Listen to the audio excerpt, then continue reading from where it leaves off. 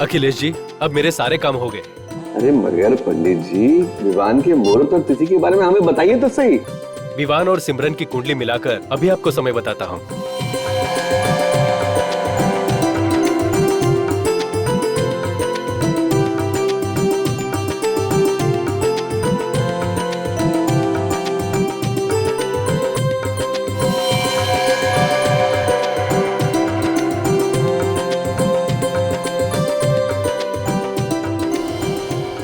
अखिलेश जी, 28 अक्टूबर शुभ मुहूर्त निकला है। वाह क्या बात है। मैं तो यही चाहता था कि आसपास ही कोई तारीख निकले और काम संपन्न हो जाए। दोनों के फेरों का शुभ समय अभी बताता हूँ आपको। बहुत बहुत धन्यवाद आपका। डैड एक्सक्यूज मी प्लीज, एक मिनट, मेरा बहुत अर्जेंट कॉल आ रहा है। मैं अभी आया डैड, प्लीज। बेटा तुम्हारे ही तो। डैड एक मिनट प्लीज, डैड मैं अभी आया। भाई साहब, आज मैं बहुत खुश हूँ। मेरी बच्ची आपके घर जा रही है, बहुत सुखी रहेगी। अरे भाई साहब, दोनों बच्चे साथ साथ बड़े हुए हैं और एक दूसरे को अच्छी तरह समझते हैं। बस ये दोनों सुखी रहें और हमें क्या चाहिए।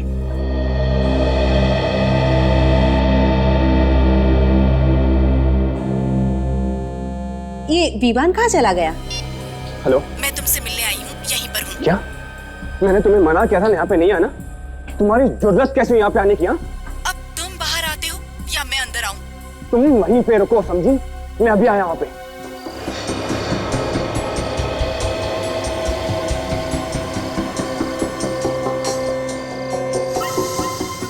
क्या हुआ? क्यों आई हो यहाँ पे? तुम्हारा दिमाग खराब हो गया? मैंने तुम्हें मना किया था ना यहाँ पे मत आना। अगर मेरे डैड ने हम दोनों को यहाँ पे देख लिया ना तो मार देंगे हम दोनों को, समझी तुम? चिल्लाओ मत, वरना अभी अंदर जाकर सबको बता दूंगी कि तुम्हारी असलियत क्या है। देखो प्लीज प्लीज तुम समझने की कोशिश करो।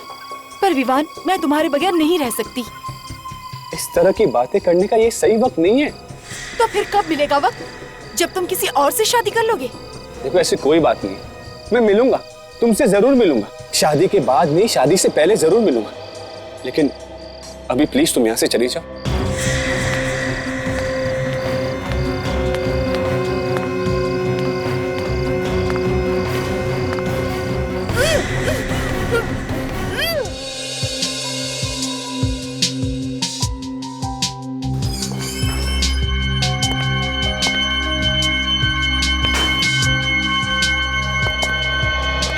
एक्सक्यूज मी, मुझे ये ज्वेलरी बेचनी है। मेरे पास ज्यादा वक्त नहीं है, जल्दी से देखो और बताओ कितना दोगे।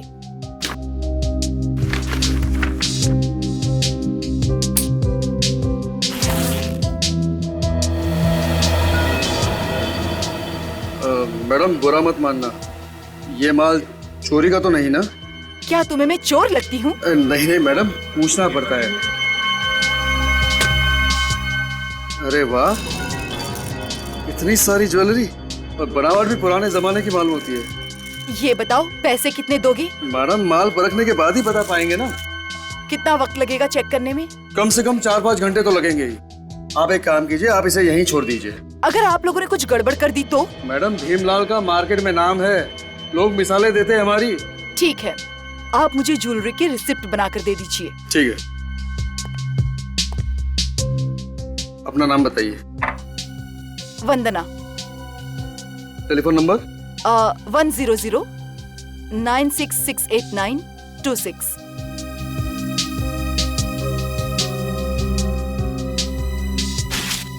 ये लीजिए। और जैसे ही चेक हो जाएगा हम आपको फोन कर देंगे, ठीक है? ठीक है। मनोहर। सर जी। ये सारे गहने चेक कर लो, अगर असली हो तो कमीशन काट के इसकी कीमत भी बता देना। जी जी, और जल्दी करना। जी बिल्कुल बिल्कुल।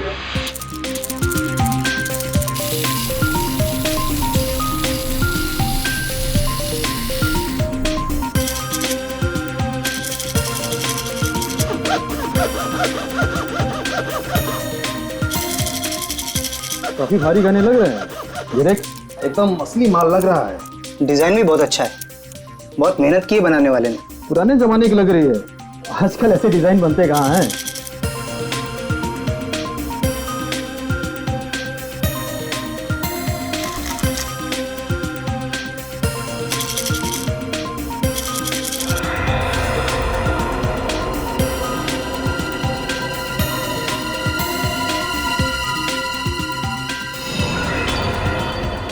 चेन भी अजीब तरीके से गायब है, बीच में से टूटा हुआ है।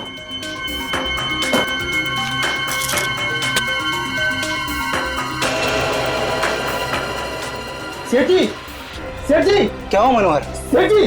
अरे क्या हुआ मनोहर? क्यों चला रहा है? सेठ जी, ये देखिए, इस हाथ पे क्या लगा हुआ है? यहाँ।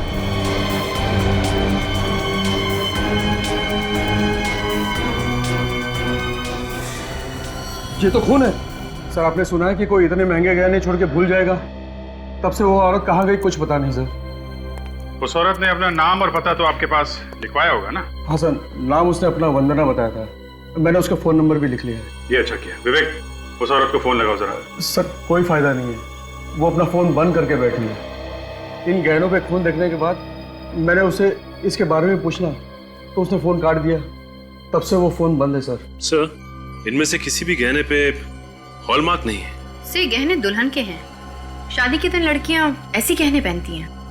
मतलब किसी दुल्हन का खून हुआ है और उसके गहने लूटने के बाद वो औरत इनके पास बेचने के लिए आई थी। अच्छा, आज से पहले आपने कभी उस औरत को देखा है? नहीं सर, पहली बार देखा था उसे। सर ये इनकी दुकान का सीसीटीवी कैमरा फुटेज है। सुबह 10 बजे से लेकर रात के 11 बजे तक जो भी इनकी दुकान में आया गया है इसमें है सर। Very good. इसे लगाओ कंप्यूटर में, देखे तो सही है कौन ये वंदना। सर यही तो लड़की है वो। ये वंदना है। डरी हुई लग रही है सर, और कपड़े तो एग्जीक्यूटिव वाले पहने हुए हैं। फिर जूते कैसे हैं? तो जूम करो जूतों पे। कपड़े फॉर्मल पहने हुए हैं और जूते स्पोर्ट्स वाले। ये कौन सा फैशन है? दिखने में ठीक ठाक घर की दिख रही है और आई थी गहने बेचने। एक काम करो, इन गहनों को सारूके साहब के पास भेज दो फोरेंसिक में। सर ये खानदानी गहने हैं, किसी ने हाल ही में पॉलिश कराए थे। हाल ही में पॉलिश कराया? जी सर। ये अच्छा है। शहर में जितने भी ज्वेलर्स हैं उन्हें इन गहनों की फोटो दिखाओ, पता करो किसने पॉलिश किया है।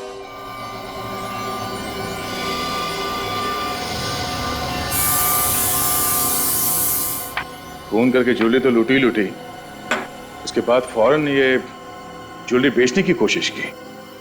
हाँ दया, बस गोली मारकर खून किया गया। गोली मार के खून किया गया? ये कैसे पता चला? ये नेकलेस देख रही हो? ये टूटा हुआ नेकलेस, इसे यहाँ पर गोली लगी है। इस जगह पर गन पाउडर भी लगा हुआ है, मतलब नाइट्रेट्स। डॉक्टर साहब, इस नेकलेस पे खून भी तो लगा हुआ था, उसके बारे में कुछ पता चला? हाँ सर, वो खून एक लड़की का है और उसकी उम्र 20 से 30 साल के बीच की है। उसकी डीएनए रिपोर्ट भी आ गई हमारे पास।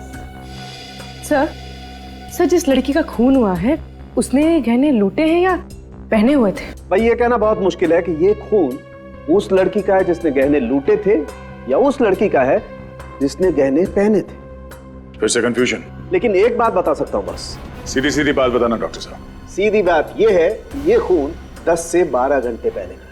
और 4-5 घंटे पहले ये वंदना ज्वेलरी बेचने गई थी। सर तो ये काम वंदना का है। और सर डीएनए रिपोर्ट में सबसे बड़ी बात ये पता चली हमें कि जिसका भी खून है उसमें बीमारी का एक लक्षण है। कैसी बीमारी? Sickle cell anaemia.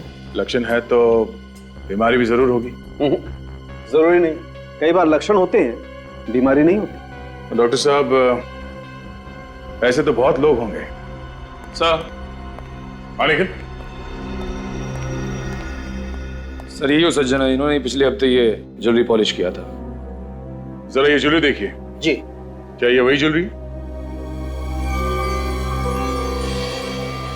हाँ सर, ये वही ज्वेलरी है जो मैंने पॉलिश की थी। मालिक कौन है? नाम मालूम है उसका? माय गॉड, दरवाजा तो पहले से खुला है। वंदना! उसकी गाड़ी तो पार्किंग लॉट में खड़ी, दरवाजा खुला छोड़ के ये वंदना कहाँ चली गई? खूनी है सर, जल्दी में दरवाजा खुला छोड़ के भाग गई होगी। सारा का सारा घर तहस नहस है। आखिर यह हुआ क्या होगा? सर घर की हालत देख के लगता है कि लूटपाट हुई है। खूनी के घर पे लूटपाट? एक काम करो, देखो अंदर भी यही हाल है क्या?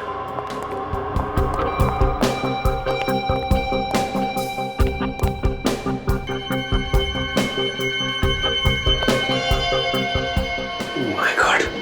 काजल,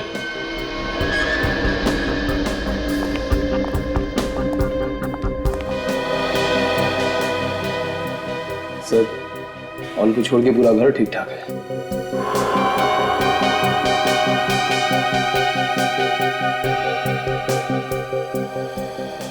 इसका मतलब ये खून लूट की वजह से नहीं हुआ है।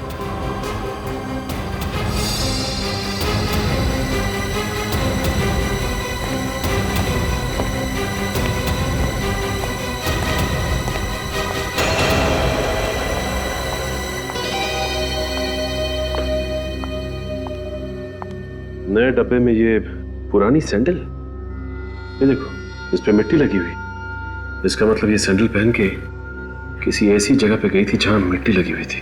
मगर सर, ज्वेलरी शॉप में तो इसने स्पोर्ट्स शूज पहन रखे थे जो अभी भी इसके पैरों में है। सीसीटीवी कैमरा के फुटेज में भी देखा है। जो कुछ भी हो काजल, लेकिन ये सैंडल तो बाहर से ही आई है। ये औरत हो सकता है हड़बड़ी में आई हो और जल्दी जल्दी में इसने ये बैग और ये यहाँ रख दिया हो। तो इस हैंडबैग में से ये डेबिट कार्ड, ये क्रेडिट कार्ड और ये विजिटिंग कार्ड मिला है। सर ये किसी कंपनी का विजिटिंग कार्ड लग रहा है। हो सकता है ये लड़की यहाँ पे काम करती है। एक काम करो, पता लगाओ कि इसका कोई क्रिमिनल रिकॉर्ड है क्या। सिमरन, ये डिजाइन अच्छा है ना? तुम्हें पसंद है? हाँ। तो मुझे भी पसंद है। अरे ये क्या बात हुई सिमरन, मैं तो यही चाहता हूँ कि आज के बाद हमारा जो भी काम हो वो हम दोनों की पसंद से होना चाहिए। अरे भाई, अगर आप लोगों की बातें खत्म हो गई हो तो मैं सिमरन को कुछ शॉपिंग करा लाऊं? हाँ जरूर, जाओ बेटा, तुम इनके साथ जाओ, शॉपिंग करके आओ।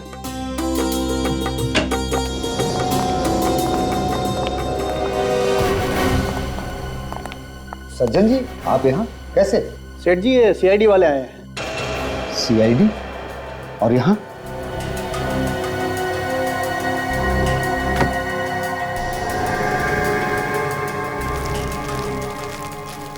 क्या हुआ सर? ये ज्वेलरी देखिए।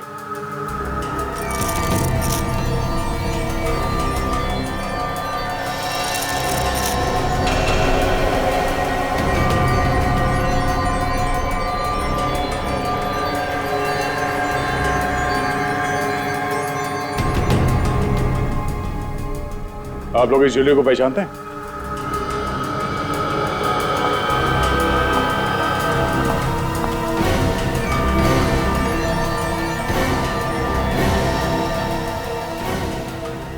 क्यों नहीं पहचानेंगे? ये हमारे खानदानी गहने हैं। डैडी ने इसे सज्जन जी के यहाँ पर पॉलिश करवाने दिए थे। ओह, तो आप सिमरन हैं? हाँ। मगर ये गहने आप लोगों को कहाँ मिले? ये तो चोरी हो गए थे। चोरी हो गए थे? कब? 2 दिन पहले, जिस दिन शादी की तारीख पक्की हुई थी। हमने पुलिस में कंप्लेंट भी लिखवाई थी मगर कुछ हुआ नहीं। इन गहनों की वजह से 2 खून हो गए। खून? 2 खून? ध्यान से देखो इस लड़की को। ये लड़की इन गहनों को लेके ज्वेलरी शॉप में गई थी बेचने के लिए, मगर इसका किसी ने खून कर दिया है। जिस लड़की ने गहने पहने थे उसका भी किसी ने खून कर दिया है। किसने पहने हुए थे ये गहने? हम भी वही पता लगाने की कोशिश कर रहे हैं कि वो दूसरी लड़की कौन है जिसका खून गहनों पे लगा हुआ था। पहले ये बताइए कि इस लड़की को जानते हैं आप लोग? जी नहीं, मैंने तो कभी पहले नहीं देखा इसे। मैं भी नहीं जानता इसे। अगर आप में से कोई भी इस लड़की को नहीं जानता तो फिर ये गहने इस लड़की के पास कहां से आए? इसने चोरी तो नहीं की होगी? बाहर का कोई आदमी घर के अंदर कैसे घुस सकता है? हा? सर, मुझे तो लगता है ये किसी घर के ही आदमी का है या फिर किसी रिश्तेदार का, जो आसानी से घर के अंदर आता जाता होगा। अच्छा, आप में से किसी को किसी पे शक है? नहीं। जी नहीं। कोई बात नहीं, अगर आप लोगों को कोई जानकारी मिली तो हमें इन्फॉर्म कर देना, ठीक है? वंदना ने इससे पहले कोई गुनाह नहीं किया था, तो फिर ये चोरी के गहने उसके पास आए कैसे? हाँ सर, अगर कोई चोर या लुटेरी होती तो मान भी लेते कि गहने उसने चुराए। 23 अक्टूबर की रात को वंदना कहां पे थे ये पता लगाना चाहिए। उसके फोन कॉल की लिस्ट से पता चल सकता है कि उसने किस किस को उस रात फोन किया था और किस किस का कॉल उसे आया था। ये ढूंढो।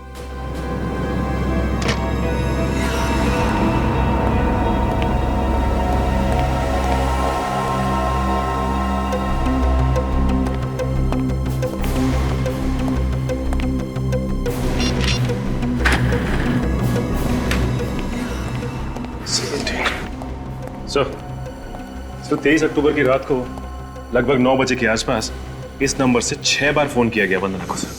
पता किया किसका नंबर है? हाँ सर, कोई मेरिसा नाम की लड़की है, पनवेल में रहती है। मेरिसा? तो फिर देर किस बात की? पूछो इस मेरिसा से क्या हुआ था उस रात को। दया, बॉस, पूरा का पूरा केस ये जो जूते हैं ना, इन जूतों में उलझा हुआ है। ये खून जूते से हुआ है क्या? ये जूते तुम्हें खूनी तक पहुंचाएंगे। देखते वो कौन सा रास्ता है जो हमें खूनी के घर तक ले जाता है। देखो, ये जो मिट्टी तुम देख रहे हो ना, ये मुझे इन सैंडल्स में से मिली, और ये जो मिट्टी है ये मुझे इन जूतों में इनमें, और ये दोनों मिट्टी है तो एक ही जगह। इसका मतलब ये सैंडल भी इन्हीं का है? बिल्कुल, लेकिन इस मिट्टी में मुझे एक खास किस्म की मिट्टी और मिली, वो जैसे खेतों में डालते हैं खाद मिला करके, वो मिट्टी इस मिट्टी में मिली हुई। सर मतलब वंदना ये जूते पहनकर खेतों में गई थी? हो सकता है, बिल्कुल। और सबसे कमाल की बात यह है कि ये खाद वाली मिट्टी मुझे सिर्फ इन जूतों में मिली है, इन सैंडल में ये मिट्टी नहीं। सर इसका मतलब वंदना ये सैंडल्स उतार कर जूते पहनकर खेत में गई होगी, जहां पर उसके जूतों में ये खाद वाली मिट्टी लग गई। हो सकता है। हाँ, मगर ये वंदना खेत में करने क्या गई होगी? सर हो सकता है उसने खेत में कुछ देख लिया, या तो कुछ देख लिया या फिर इसने खुद कोई गुनाह किया होगा और उसके बाद ये जूते पहनकर ये ज्वेलरी शॉप में गई गहने बेचने के लिए। मगर जैसे ही वो घर पहुंची तो उस ज्वेलर ने वंदना को फोन करके उस खून के बारे में बताया जो नेकलेस पे लगा हुआ है। और जैसे ही वंदना ने खूनी को बताया कि नेकलेस के ऊपर खून मिला है, वो डर गया। उसके बाद वो वंदना के घर गया और उसका खून कर दिया। और सर सिर्फ ऐसे नहीं, बड़ी सोच समझ के खून किया गया इसका। सबसे पहले उसने इसकी रीढ़ की हड्डी पे वार किया, ये देखिए फोटोग्राफ्स, जिसकी वजह से अपाइच हो गई। और उसके बाद बड़े आराम से खून किया गया इसका। एक बार ये खूनी मेरे हाथ लग जाए। वंदना की दोस्त मरीसा, उससे जरूर कुछ ना कुछ पता चलेगा। फटाफट इस मॉडल को फोन करके बुलाओ, मुझे देखना है ये ड्रेस उसके ऊपर कैसी लगेगी। ओके?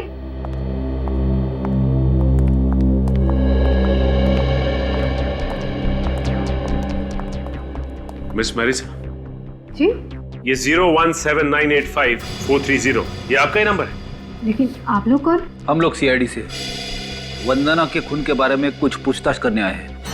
क्या वंदना का खून हो गया? जी हाँ। हमें 2 दिन पहले तो मेरी उससे बात हुई थी। 2 दिन पहले उसका खून हुआ है और उस वक्त आपने उसे 6 बार फोन किया, और वो भी 1.5 घंटे के अंदर। हाँ किया तो। और जब ये फोन आपने किए, वंदना उस वक्त पनवेल में थी।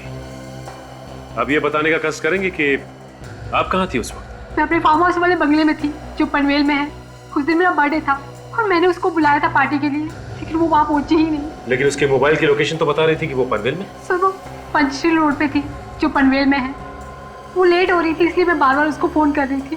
फिर पहले तो वो बोली कि यहाँ बहुत तेज बारिश हो रही है। आगे से रहती है? सर वो अपनी कार से आ रही थी। उस दिन उसे एक लड़की बारिश में भीगती हुई मिली। वो उसको लिफ्ट देना चाहती थी, लेकिन उस लड़की ने लिफ्ट लेने से मना कर दिया। सर ये सारी बातें उसने फोन पे बताई तुम्हें? जी सर। इसके अलावा कुछ बताया कि उसका नाम क्या था या दिखने में कैसी थी? उसने नाम तो नहीं बताया। फिर आधे घंटे बाद मैंने उसे खुद फोन किया। सर फिर क्या बोली वो? बोली कि यहाँ बहुत ट्रैफिक जाम है, वो घर वापस जा रही है। सर उस रोड पे तो ट्रैफिक होता ही नहीं है, फिर वो किस ट्रैफिक जाम में अटक गई थी? सर मुझे भी लगा कि वो पता नहीं क्यों आना ही नहीं चाहती है। फिर मैंने ज्यादा जोर भी नहीं दिया उसको। वो पार्टी में जाने वाली थी मगर उसने पहन रखे थे स्पोर्ट्स वाले जूते। वो किसी ज्वेलरी शॉप में चली गई सोने के गहने बेचने के लिए। मुझे कुछ समझ में नहीं आ रहा है। स्पोर्ट्स शूज तो हमेशा उसकी कार में रहते थे जिम वगैरह जाने के लिए। सर कहीं ऐसा तो नहीं कि वंदना ने उसी लड़की से ज्वेलरी छीनी होगी जो उसे पंचशील रोड पर मिली थी? हो सकता है काजल। एक काम करते हैं, इस पंचशील रोड पे चलते हैं, वहीं से कुछ ना कुछ पता चलेगा।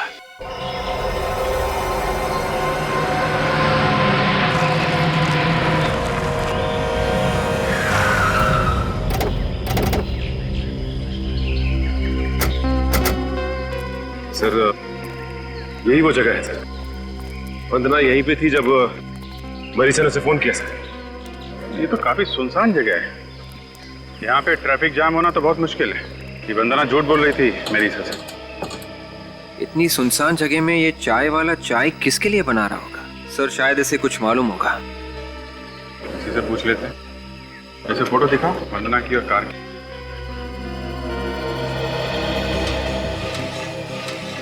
वही सब सुनो, आप देर रात तक यहाँ रहते हो या जल्दी चले जाते हो? मैं 10-11 बजे तक चला जाता हूँ। ठीक है, जरा इस फोटो को ध्यान से देखिए। ये कार और ये लड़की 23 अक्टूबर की रात को 9 बजे के आसपास यहाँ पे देखा क्या? बहुत ही सोच समझ के याद करके बताना। आप लोग हैं कौन? हम लोग सीआईडी से हैं। मामला थोड़ा टेढ़ा है लेकिन तुम डरो मत, ध्यान से सोच के बताओ। देखा था इस लड़की को? सर कार तो यही थी, पर कार के अंदर यही लड़की थी ये नहीं कह सकता। अच्छा, कार कोई लड़की चला रही थी या कोई और? सर कार तो लड़की ही चला रही थी, लेकिन यही लड़की है ये नहीं कह सकता। और उसने यहाँ से 2 बार यूटर्न भी मारा था, शायद वो रास्ता भूल गई थी, इसलिए गलती से इधर 2 बार आ गई। गलती से 2 बार कैसे आ सकती है? वही तो डॉक्टर सालुंखे के हिसाब से वंदना किसी खेत में गई थी। उसके जूतों पे खाद वाली मिट्टी लगी हुई थी। यहाँ आसपास में कहीं खेत होने चाहिए सर। चलो देखते हैं।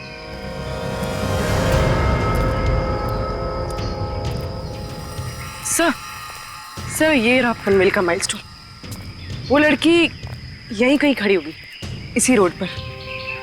इसका मतलब वो लड़की सर किसी का इंतजार कर रही थी यहाँ पे खड़ी होकर, तभी तो उसने लिफ्ट के लिए मना कर दिया जब वंदना ने लिफ्ट ऑफर की।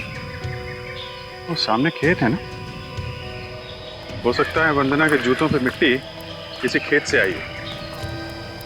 चल के देखते हैं जरा।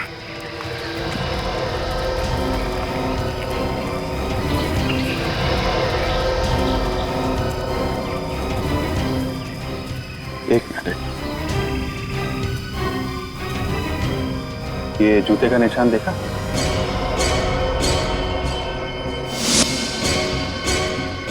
ऐसा लगता है जैसे वंदना के जूते के निशान है। सर वंदना के साथ कोई और भी था, ये देखिए सर। ये दूसरा कौन है जो इसके साथ यहाँ पर आ गया? निशान जा कहाँ रहे हैं?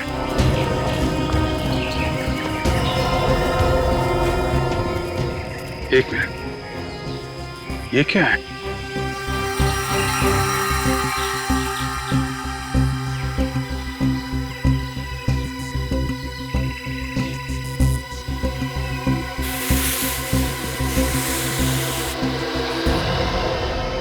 फावड़ा? इस पे तो खून लगा हुआ है। तो यहाँ पे कुछ खोद के गाड़ा गया है। चेक करो।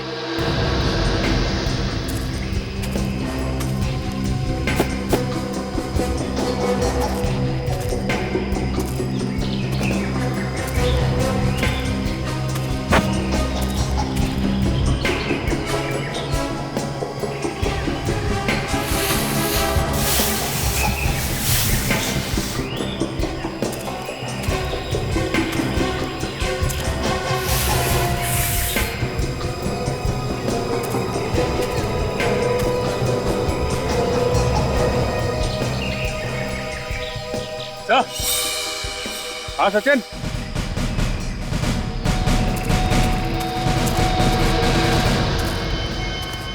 ये देखिए सर। हाँ, मिट्टी बिल्कुल ताजी है। एक काम करो, खोदने का सामान लाओ, खोदो इसे।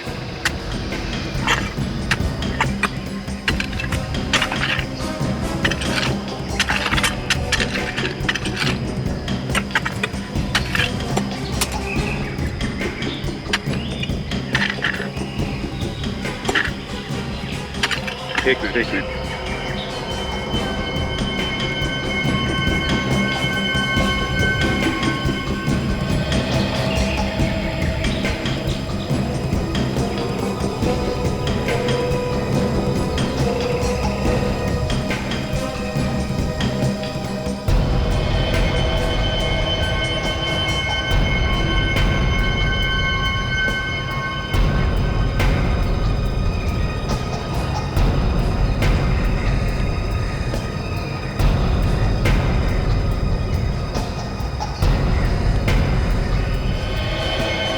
इसने तो दुल्हन के कपड़े पहने हुए हैं। मतलब दुल्हन का खून हुआ है। इसके शरीर पे कोई गहने भी नहीं है। सर कहीं ये दहेज वहेज का चक्कर तो नहीं? ऐसा लगता नहीं है।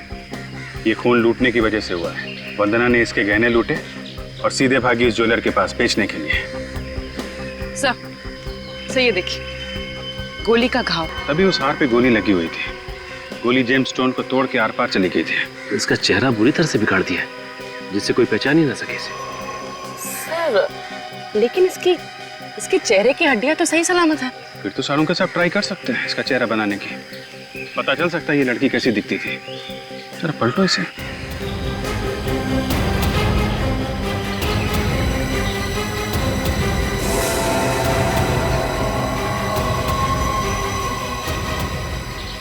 ये देखिए सर, गन पड़ी है। फायर हुआ है इससे। ये सबसे बड़ी बात है, मर्डर वेपन का मिलना।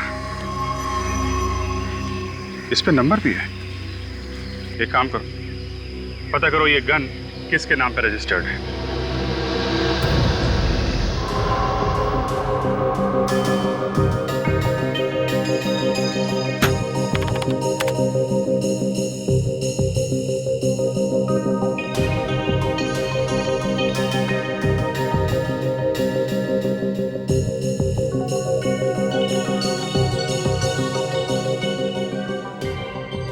जरा इसके माथे की चौड़ाई बताना। सर माथे की चौड़ाई 2 इंच। 2 इंच। दया अच्छा हुआ बॉस, इसके चेहरे की कोई हड्डी नहीं टूटी। अगर हड्डी टूट जाती तो चेहरा बनाना बड़ा मुश्किल होता। खूनी ने इस लड़की की शक्ल खराब की है ताकि कोई इसे पहचान न सके। शायद जल्दी जल्दी में उसे मौका नहीं मिला होगा कुछ और करने का। सर? हाँ तारेगा। सर इस डीएनए रिपोर्ट से ये पता चला है कि उस नेकलेस पे जो खून लगा हुआ था वो इसी लड़की का है। सिकल सेल एनीमिया भी है इसके खून में? जी।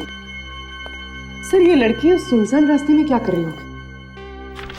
ये लड़की उस सुनसान रास्ते पे शायद किसी का इंतजार कर रही होगी। शायद इसे कोई मिलने को आने वाला होगा। और तब ये वंदना वहां पे पहुंची और इसने उसके सारे गहने लूट लिए। सर पर इन दोनों को मारा किसने होगा? निखिल, सीआईडी में काम करते हो ना? हाँ? अरे तो यार फिर अपने दिमाग पर जोर डालो, सोचो कुछ। ऐसे हवा में जवार नहीं मिल जाते यार। दया। हाँ सर। इधर आओ, चेहरा बन गया। ये देखो बॉस, ऐसी दिखती है ये लड़की। सर ये फोटोग्राफ हम न्यूज चैनल पे दे दें? नहीं पूर्वी, न्यूज चैनल या अखबार में फोटो देने से खूनी होशियार हो जाएगा। हमें कोई और ही रास्ता निकालना पड़ेगा। सर वो लोग जिनके गहने चोरी हुए थे वो विवान और सिमरन के परिवार वाले, हो सकता है उन्होंने देखा उस लड़की को, उनसे चल के पूछ लेते हैं। मगर मुझे नहीं लगता कि वो लोग मुंह खोलेंगे। खून का मामला है, सीआईडी के झमेले में कोई पड़ना नहीं चाहता। फिर क्या करें सर? ये लड़की पनवेल में पंचशील रोड पर खड़े होकर किसी का इंतजार कर रही थी। मतलब ये लड़की वहीं कहीं आसपास रहती होगी। शादी का जोड़ा पहना था तो इसकी शादी थी उस दिन।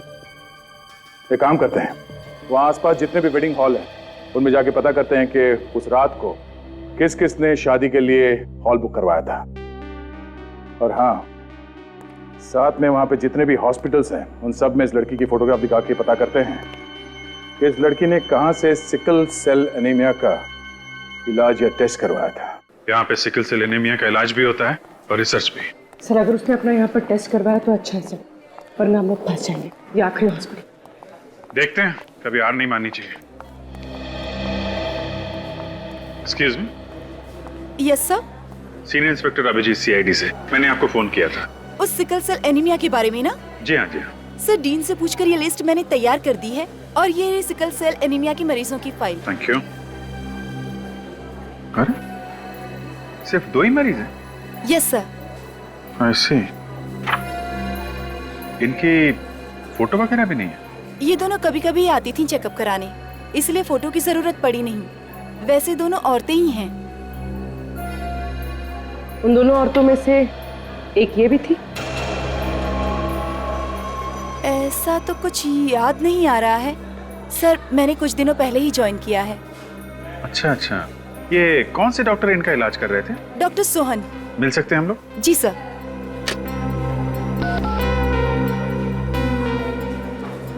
डॉक्टर सोहन, आपसे सीआईडी वाले मिलना चाहते हैं।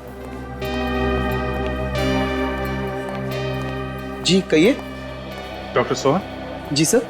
पूर्वी जरा इन्हें फोटो दिखाना। आप इस लड़की को पहचानते हैं? ईशा सर, ये तो ईशा है। ईशा? क्यों, क्या हुआ सर?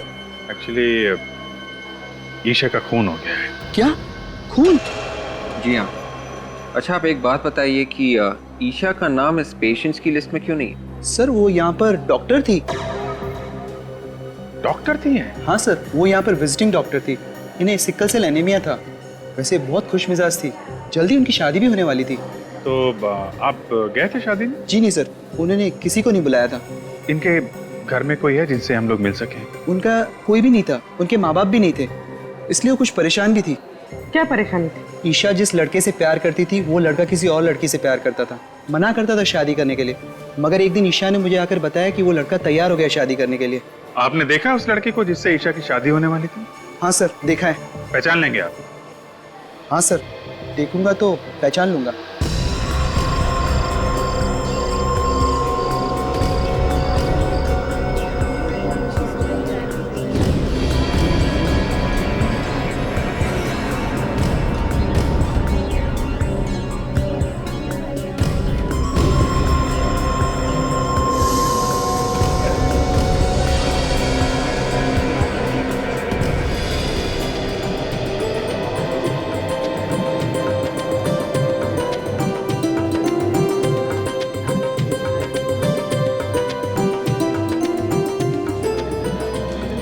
कहते रहो ठीक से। और मैं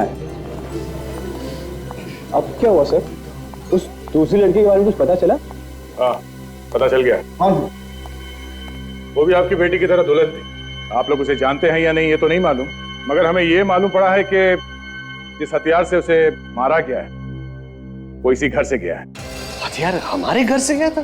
जी हाँ, खून आपके परिवार में से किसी ने किया है।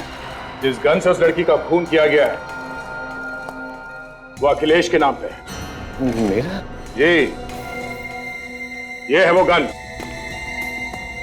इसी गन से उस लड़की को मारा गया है, ईशा को। हाँ? इस गन को तो पहचानते हैं ना मिस्टर अखिलेश? जी देखिए सर, हम किसी ईशा विशा को नहीं जानते और हम ये भी नहीं जानते कि ये गन वहां तक कैसे पहुंची।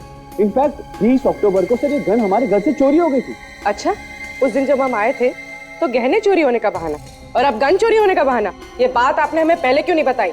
देखिए उस दिन खून की बात सुन के हम कुछ डर गए थे, इसलिए आपसे नहीं कह सके, लेकिन एफआईआर लिखवाई थी हमने गन चोरी होने की। आप पता कर सकते हैं। यह भी तो हो सकता है मिस्टर अखिलेश कि आपने खुद खून किया और उसके बाद ये गन आपने वहां पे छुपा दी और फिर आके एफआईआर लिखवा दी कि गन चोरी हो गई। ये झूठ है सर। मैं उस दिन WT होटल गया था रिसेप्शन की बुकिंग करवाने के लिए। आप चाहें तो होटल वालों से पूछ सकते हैं। वो तो हम पता कर ही लेंगे। ये है वो लड़की जिसका खून हुआ है, ईशा नाम है इसका।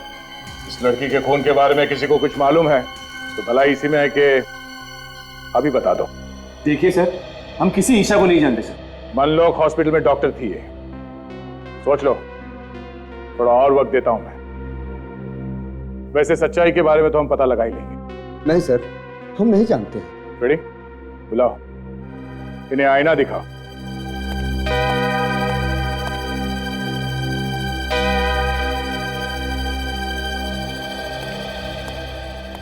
आइए डॉक्टर सोहन, जरा देख के बताइए इनमें से कौन है वो जिसकी शादी होने वाली थी ईशा से? ये है सर, मैंने इन्हें ही देखा था ईशा के साथ। अच्छा, कौन ईशा, कैसी ईशा? तुम तो किसी ईशा को जानते नहीं थे ना, क्यों?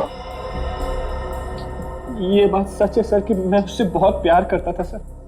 उससे मेरी शादी भी होने वाली थी सर, लेकिन मेरे पापा को वो पसंद नहीं थी सर। लेकिन मैं सच कहता हूँ सर कि मैंने उसका खून नहीं किया सर। मैंने उसका खून नहीं किया सर। तो हो सकता है ये खून तुम्हारे पापा ने करवाया। कैसी बात कर रहे हैं आप सर? मैं मानता हूं कि ईशा मुझे पसंद नहीं थी, मगर भला मैं उसका खून क्यों करवाऊंगा? आखिरी बार कब देखा था उसे? सर शगुन की रात को वो मुझसे मिलने के लिए आई थी सर, यहीं पर बाहर। लेकिन सर मैंने उसे समझा कर वापस भेज दिया। मैं सच कह रहा हूँ सर कि मैंने उसका खून नहीं किया सर। तो फिर किससे होने वाली थी उसकी शादी?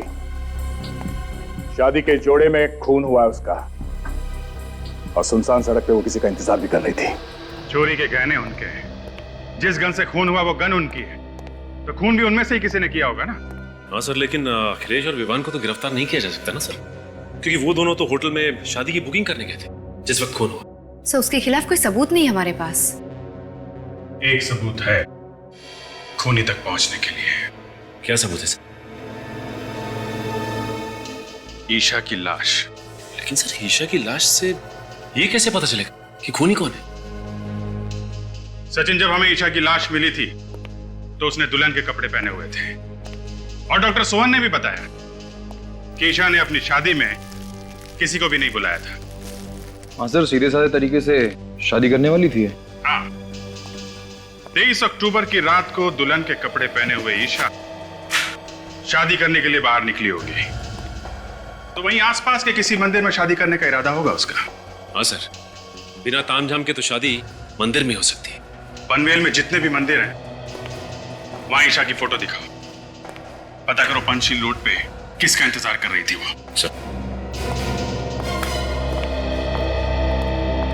सर ईशा पढ़ी लिखी थी, एक डॉक्टर थी। अगर वो मंदिर में शादी करने वाली थी तो उसने कोर्ट में भी शादी रजिस्टर करने के लिए एप्लीकेशन दी होगी। जरूर दी होगी, पता करो कोर्ट में भी।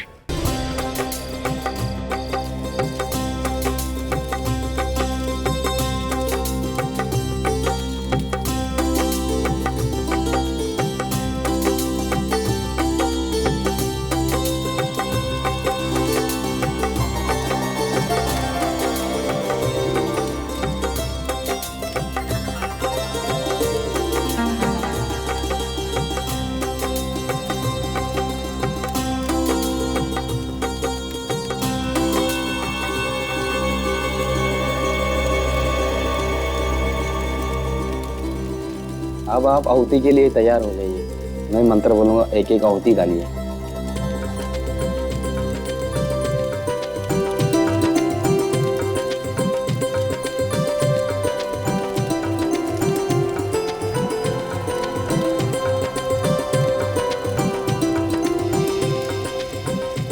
अब आप दोनों फेरों के लिए खड़े हो जाइए।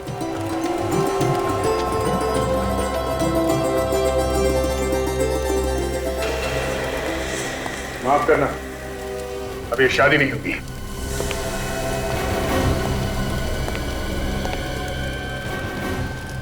ये क्या कह रहे हैं आप? मेरी बेटी की शादी क्यों रोक रहे हैं? पहले घर से गहने चोरी हुए, और फिर गन चोरी हो गए, और फिर तुम विवान, तुमने शादी करने से मना कर दिया, और फिर अचानक 72 घंटे बाद तुम ईशा से शादी करने के लिए राजी हो गए। सर ये आपसे किसने कह दिया कि मैं उससे शादी करने वाला हूँ? एक बार मैंने उससे शादी के लिए मना कर दी, फिर तो सर मैं उससे मिला तक नहीं। फिर वो पनवेल वाले सुनसान रास्ते पे तुम्हारा इंतजार क्यों कर रही? सर मुझे कुछ नहीं मालूम सर। हमें मालूम है, तुम्हारे मना करने के बाद किसी ने ईशा से यह कह दिया कि तुम शादी करने के लिए तैयार हो और शादी की तैयारी करें। तो बेचारी ईशा इतना खुश हो गई, उसके बाद वो जाके पनवेल के मंदिर में 23 अक्टूबर के लिए शादी की बुकिंग भी करा दी उसने, और उसने कोर्ट में शादी के लिए नोटिस भी दे दिया। इतना सब कुछ हो गया, मुझे वाकई में कुछ पता नहीं सर। और मंदिर के पंडित ने हमें बताया कि ईशा के साथ वहाँ कोई और भी था। कौन था सर वो? वही खूनी है, और इस शादी के एप्लीकेशन में गवाह के तौर पे उसी का नाम है। जरा आप खुद देख लीजिए।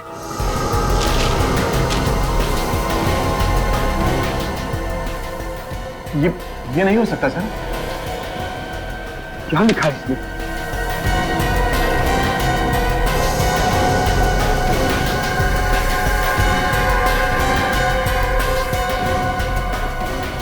नहीं, ये झूठ है।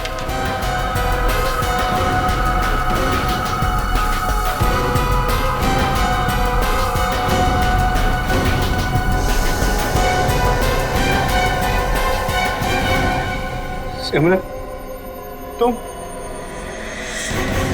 बहुत शौक है ना तुम्हें दूसरों की जिंदगी छीन के शादी रचाने का?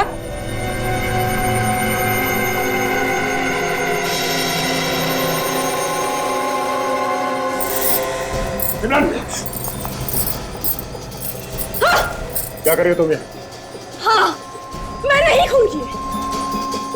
जो भी मुझे विवान से शादी करने से रोकेगा ना, मैं उसका यही हाल करूंगी, सबको मारूंगी मैं। बेवकूफी मत करो, छोड़ दो पूर्वी को। नहीं छोड़ूंगी मैं। पागल हो गई तुम। हाँ, पागल हो गई हूँ मैं। देखो, देखो मुझे जाने दो, वरना मैं खुद को मार दूंगी। खुद को मार दूंगी मैं।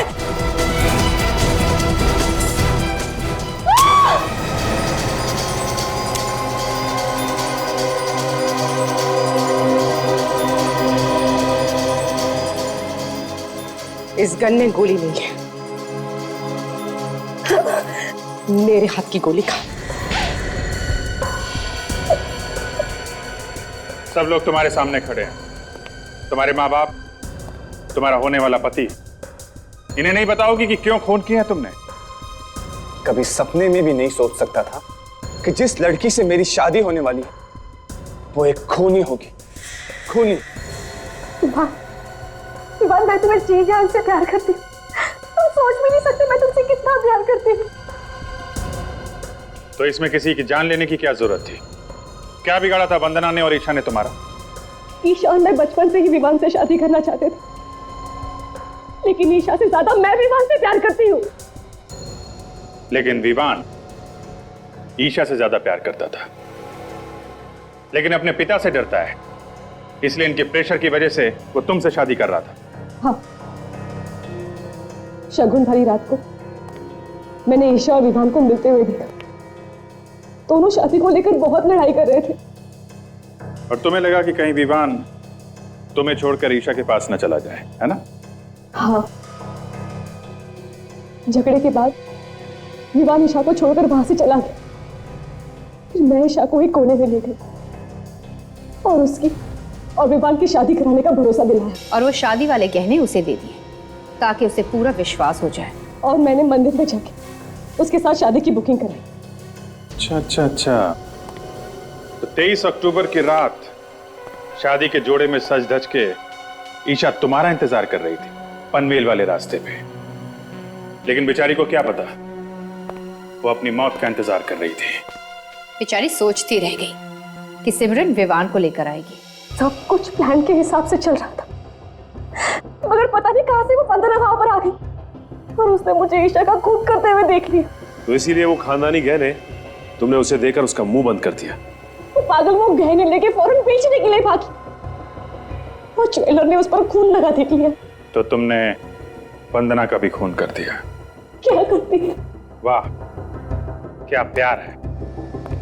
अपना प्यार पाने के लिए खून कर दिया तुमने, और उसे छुपाने के लिए एक और खून। दो खून किए तुमने। तुम्हें तो शायद फांसी ही होगी।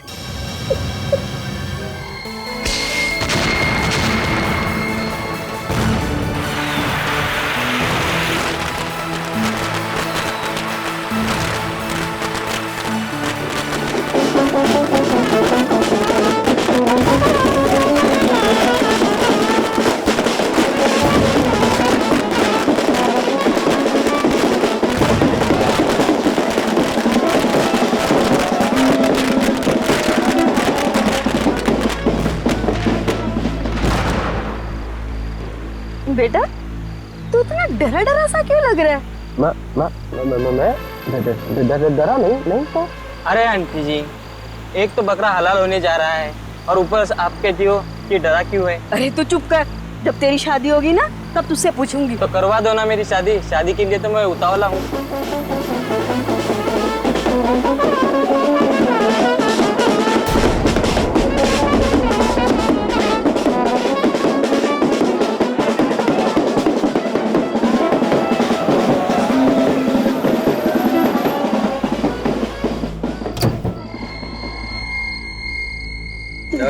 नमस्ते। हाँ, नमस्ते जी, नमस्ते। क्या हाल चाल?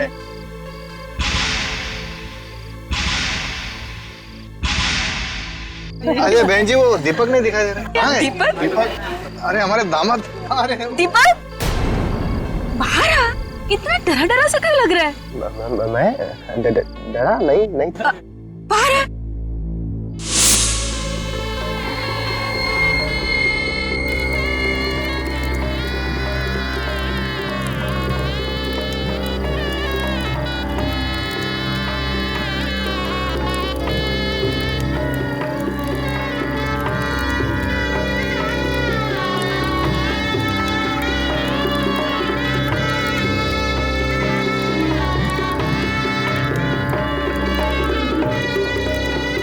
अब वर वधू वरमाला के लिए खड़े हो जाइए।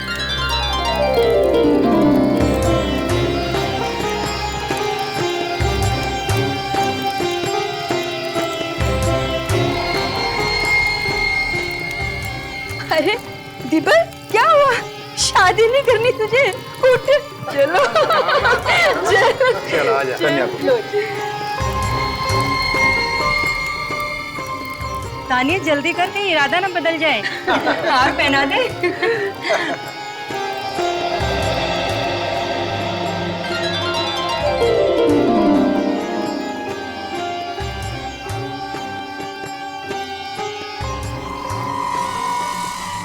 क्या हुआ दीपक, इतने परेशान क्यों दिख रहे हो?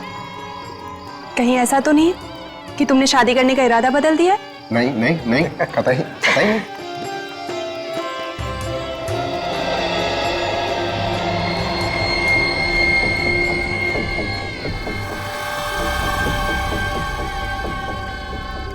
दीपक, ध्यान किधर है तुम्हारा? वरमाला पहनाओ, शादी नहीं करनी तुझे? हाँ माँ, शादी करनी है। होता है दीदी, होता है। जब किसी का सपना पूरा होता है ना, तो वो किसी और दुनिया में चला जाता है।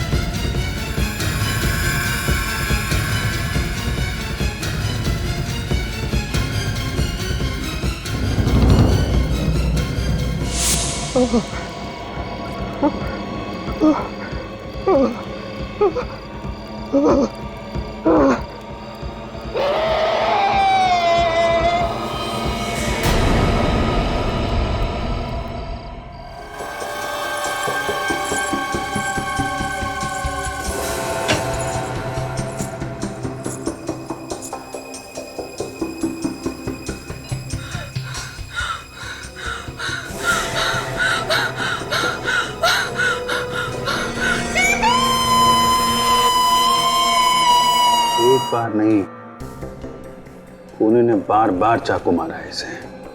हाँ सर, वार पे वार किया है और उसने दीपक के चीखने चिल्लाने की भी परवाह नहीं की। शादी वाले दिन खून। ये खूनी भीड़ भाड़ में अंदर घुस आया होगा। दीपक के बिना नहीं जी सकते। संभालो अपने आप। हम आपका दुख समझते हैं, लेकिन तहकीकात तो करनी ही पड़ेगी। आप लोग प्लीज थोड़ा पीछे जाइए।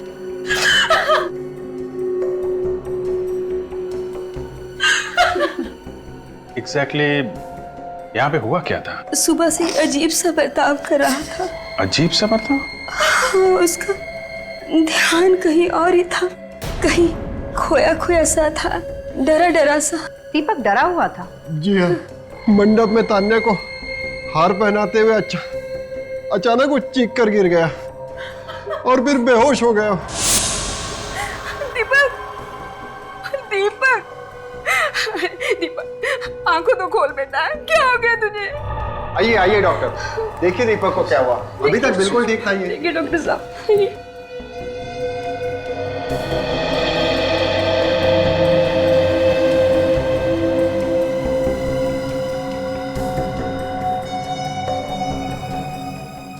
डोंट वरी, शादी के स्ट्रेस की वजह से ऐसा हो गया है। मैं इन्हें एक इंजेक्शन दे देता हूँ, हाँ। सुबह तक ये होश में आ जाएंगे। Thank you doctor. Thank God. आइए डॉक्टर साहब, आइए मैं आपको बाहर छोड़ देता हूँ। Please come. अचानक ये? नहीं नहीं, बिल्कुल चिंता मत कीजिए, सुबह तक ठीक हो जाएगा। चल बेटा, तू भी थोड़ा आराम कर ले। नहीं मॉम, मैं यहाँ दीपक के पास ही रहूंगी। आप लोग बाहर जाइए, सारे मेहमान इंतजार कर रहे हैं। ठीक है बेटा, अगर किसी चीज की जरूरत हो तो हमें बुला लेना। जी आंटी। ठीक है, चल बेटा, ध्यान रखना। चलो।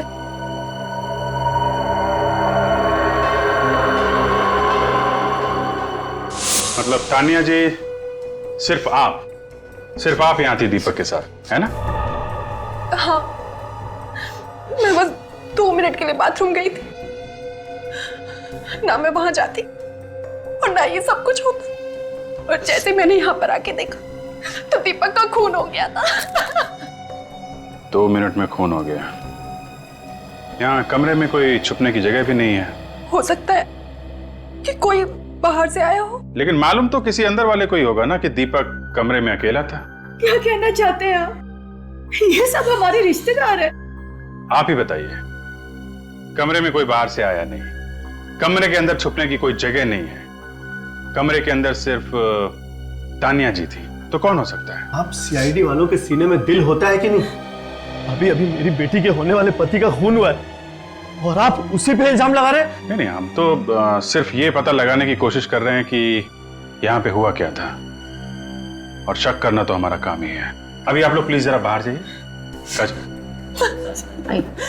आइए 2 मिनट के अंदर खून, ये तानिया गड़बड़ है सचिन, गड़बड़ है। सर लेकिन अगर तानिया दीपक का खून करना चाहती तो फिर शादी करने को क्यों तैयार होती? ये बात तो है, फिर हुआ क्या यहाँ पे?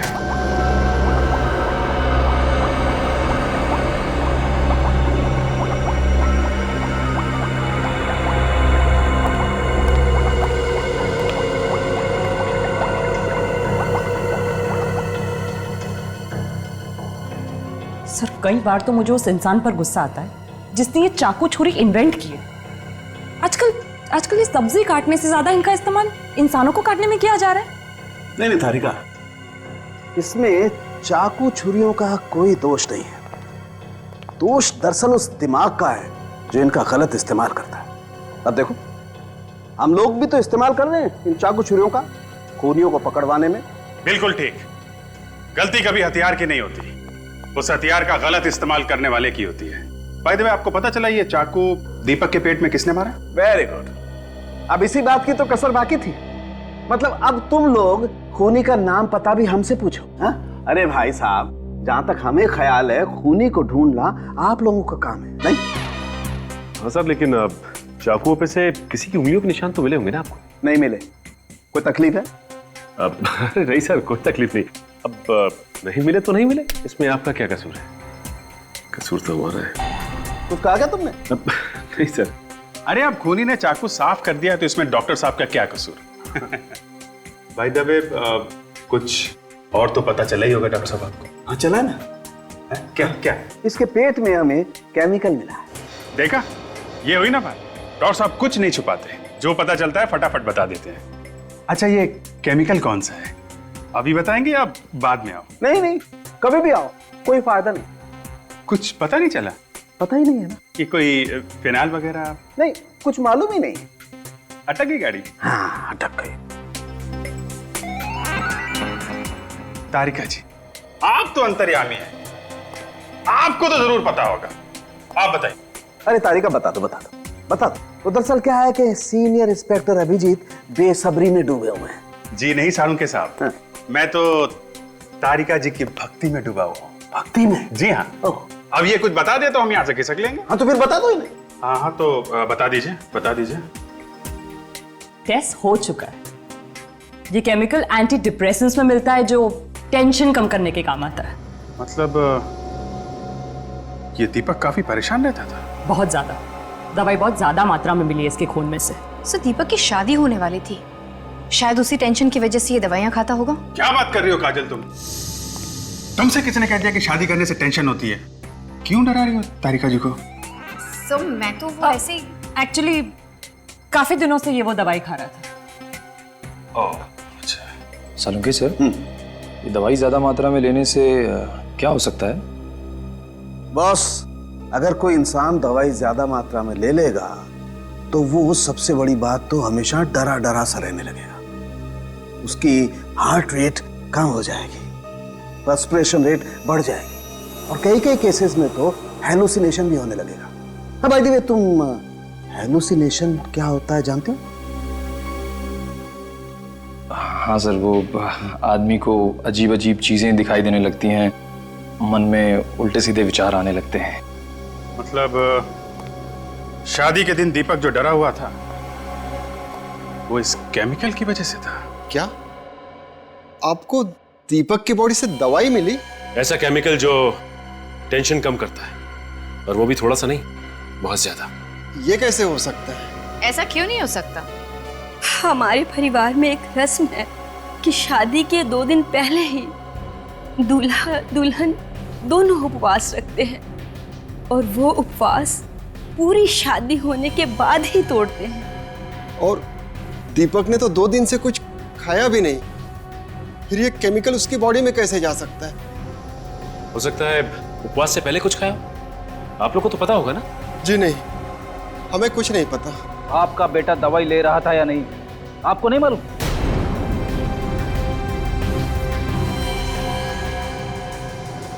सर, एक्चुअली दीपक हमारा सगा बेटा नहीं था। क्या? हाँ सर।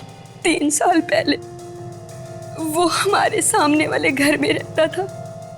उसके माँ बाप नहीं थे और हमारी कोई औलाद नहीं थी। उसमें हमने अपने बेटे की झलक देखी, बस अपना बेटा बना लिया, मगर वो भी छीन लिया। संभालो अपने आप को। प्लीज सर, दीपक के बारे में बार बार पूछकर हमारे जख्मों को और गहरा मत कीजिए। आप लोग जाइए यहाँ से। अगर सवाल नहीं पूछेंगे तो किसने खून किया कैसे पता चलेगा? आपके बार बार सवाल पूछने से क्या दीपक वापस आ जाएगा? मतलब आप नहीं चाहती कि दीपक का खूनी पकड़ा जाए? What nonsense! आप मेरी बेटी पे शक कर रहे हैं? जिस वक्त दीपक का खून हुआ उस वक्त तानिया के अलावा कमरे में और कोई भी नहीं था, राइट? अगर मुझे दीपक का खून करना होता तो मैं उससे शादी नहीं करती। तुम दोनों की लव मैरिज होने वाली थी ना? हाँ, हम दोनों एक ही ऑफिस में काम करते थे। साथ काम करते करते एक दूसरे से प्यार हो गया। फिर तो आप दोनों में काफी गहरा प्यार होगा। कोई शक है आपको? जी नहीं, बिल्कुल नहीं।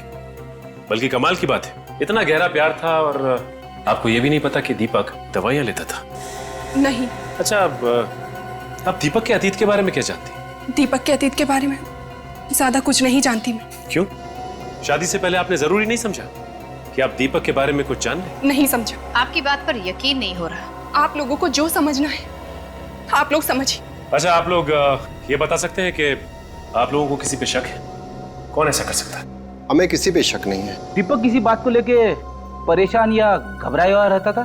जी हाँ, वो पिछले 1 महीने से काफी परेशान था और हमारे घर पे ही सोता था, अपने घर पे नहीं सोता था।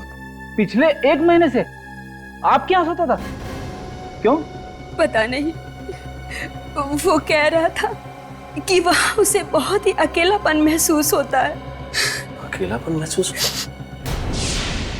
कमाल की बात है, उसने अचानक यहाँ पे सोना क्यों शुरू कर दिया? सर, मुझे तो लगता है घर में कुछ गड़बड़ है। एक काम करते हैं फ्रेडी, उस घर में ही चल के देखते हैं।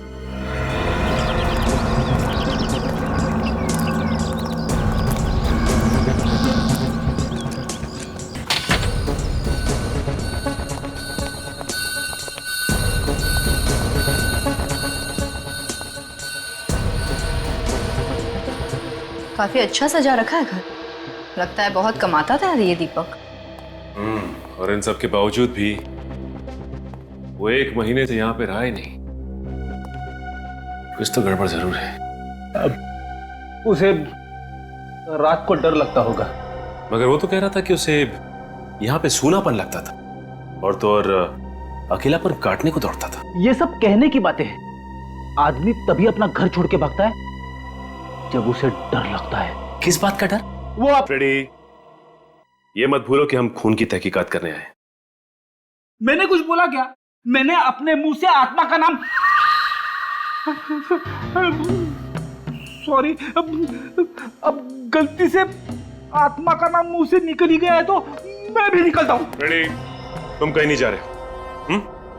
हमें इस घर की तलाशी लेनी है और वो भी अच्छी तरह से। हो सकता है कि दीपक के अतीत का राज यहीं किसी कोने में छुपा हो।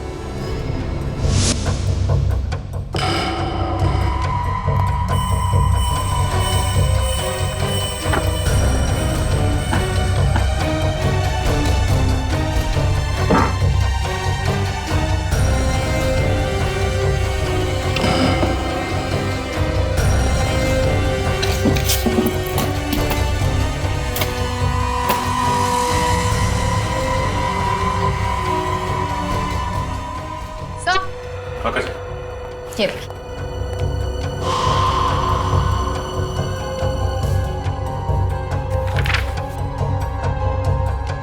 सर, दीपक को जिस आदमी ने घर बेचा, शायद वो जानता हो दीपक के अतीत के बारे में। हो सकता है काजल।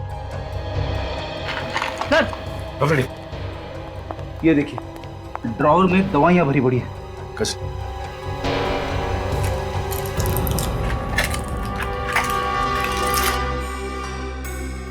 फ्रेडी, इन दवाइयों में तो वो वाली दवाई भी है जो डॉक्टर सालुंके को दीपक की लाश में से मिली थी। और ये दवाई बिना प्रिस्क्रिप्शन के नहीं बेची जाती। कोई साइकियाट्रिस्ट होगा जिसने दीपक को ये दवाइयां दी होंगी। देखिए इसमें क्या है।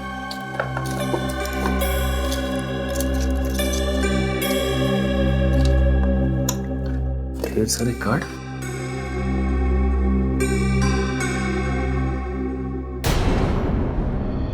Psychiatrist doctor Rajiv. Hello doctor Rajiv. Hello, sorry, आप लोगों को ज्यादा इंतजार तो नहीं करना पड़ा ना? नहीं, ऐसी कोई बात नहीं। दरअसल हम लोग दीपक के बारे में कुछ सवाल पूछने के लिए आए थे। दीपक? ये है दीपक, आपका पेशेंट है ना? जी हाँ। क्या इसने किसी का खून कर दिया है? जी नहीं, बल्कि इसका खून हो गया। Oh no, I am sorry. वैसे किस बीमारी का इलाज करवा रहा था ये? इसे हेलुसिनेशंस होते थे। किस तरह के हेलुसिनेशन? वो कहता था कि उसे अपने घर में आत्माएं दिखाई देती हैं। देखा सर, मैं हमेशा कहता हूँ कि आत्माएं हैं, लेकिन आप लोग मेरी बातों पे यकीन नहीं करते। दरअसल आत्माएं होती ही नहीं है, इंसान का वहम होता है। मतलब इसी आत्मा के डर की वजह से दीपक पिछले 1 महीने से अपने घर पर नहीं सो रहा था। हाँ काजल, यही वजह होगी। अच्छा ये बताइए कि दीपक ने कभी आपसे आत्माओं के बारे में कुछ कहा था? ज्यादा कुछ नहीं बताया। दरअसल आत्माओं के ख्याल से वो इतना डर गया था कि उसके हाथ कांपते थे और उसे पसीना आता था। लेकिन फिर भी कुछ तो बताया होगा कि ये आत्माएं क्या करती थी, कुछ बोलती थी, कुछ तो बताया होगा। अक्सर वो 3 चीजों के बारे में बोलता था। कौन सी 3 चीजें? किसी औरत के बारे में, किसी कार के बारे में और पानी के बारे में। ये क्या चक्कर है? औरत, पानी और कार? कहीं ये किसी औरत की आत्मा तो नहीं है जो कार में बैठ के आती है और पानी में डुबो के मारती है? बस करो फ्रेडी, तुमने एक बार और आत्मा का नाम लिया ना तो तुम्हारा भी इलाज करवाना पड़ेगा। हाँ, उसने ये भी कहा था कि ये कोई 3-4 साल पहले की बात है। ओह, तो इसका मतलब हमारा शक बिल्कुल सही है। दीपक के खून का राज उसके अतीत से जुड़ा हुआ है। Thank you so much sir, मैंने दीपक की मोबाइल कंपनी में फोन करके पता किया सर। उसने किस किस को फोन किया और कहां से उसको फोन आए हैं सर। सब नंबर देख लिया? हाँ सर, चेक कर लिया, पर ऐसा कोई टेढ़ा नंबर है नहीं सर इसमें। ठीक है। फ्रेडी कहाँ है? सर मत पूछिए, डॉक्टर राजीव ने जैसे ही कहा कि दीपक को उसके घर में आत्माएं दिखाई देती, फ्रेडी की सिट्टी पिट्टी गुम। आधे दिन की छुट्टी लेके भाई साहब घर निकल गए। वाह, अब यही कसर बाकी रह गई थी। लेकिन ये बात अभी भी वहीं की वहीं है। कार, लड़की और पानी, इन तीनों का आपस में क्या संबंध हो सकता है? सर डॉक्टर राजीव कह रहे थे कि इन तीनों चीजों का संबंध 3-4 साल पुराना है सर। मुझे तो लगता है कि ये तीनों चाबियां किसी ऐसे ताले की हैं जो दीपक के अतीत के दरवाजे पे लटका हुआ है सर।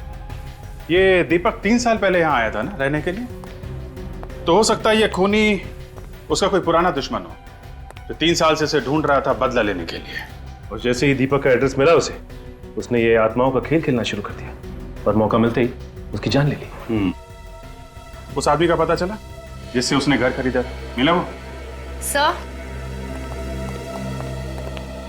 सी मिस्टर गगन, दीपक को वो घर इन्होंने बेचा था। घर बेचना तो कोई जुर्म नहीं, फिर आप लोगों ने मुझे इस तरह से यहाँ क्यों बुलाया? मेरा घर था, मैंने बेच दिया। मिस्टर गगन, आपका घर था, आपने बेच दिया, ठीक है, लेकिन आपने जिसको घर बेचा था, दीपक, आपको मालूम है उसका खून हो गया? खून? मगर किसने किया ये सब? उन्हीं आत्माओं ने जो दीपक को आपके घर पे दिखाई देती थी। क्या बकवास है ये? मेरे घर में कोई आत्माएं नहीं थी। दीपक के बारे में आप क्या जानते हैं? जी ज्यादा कुछ नहीं। जब उसने आपसे घर खरीदा था तो उसने बताया नहीं वो कहां से आया है, कहां रहता था पहले? जी इतना तो मुझे याद नहीं, और शायद मैंने पूछा भी नहीं था। क्योंकि उस समय मुझे पैसों की इतनी सख्त जरूरत थी कि मैंने अपना पैसा लिया और चलता बना। कितने पैसे मिले थे आपको? अब छोड़िए ना साहब, ये सब जान के आपको क्या फायदा होगा। पेमेंट कैश में हुई थी या चेक से? चेक था 50 लाख रुपए का और थोड़ा बहुत कैश था। उस 50 लाख वाले चेक की डिटेल्स चाहिए हमें। ये है वो चेक नंबर AOP 09813। हमें इस चेक की सारी डिटेल्स चाहिए।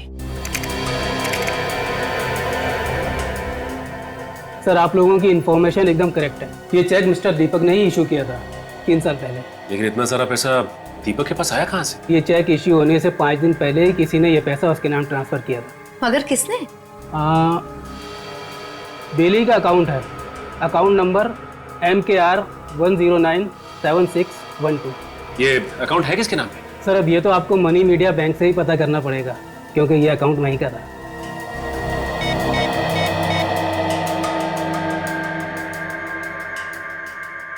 हेलो, मैं इंस्पेक्टर काजल बोल रही हूँ CID से। जरा ये अकाउंट नंबर नोट करना, MKR 1097612। बता सकते हैं ये अकाउंट किसके नाम पे? या sure, I will wait. What? क्या आपको पूरा यकीन है? Okay, thank you.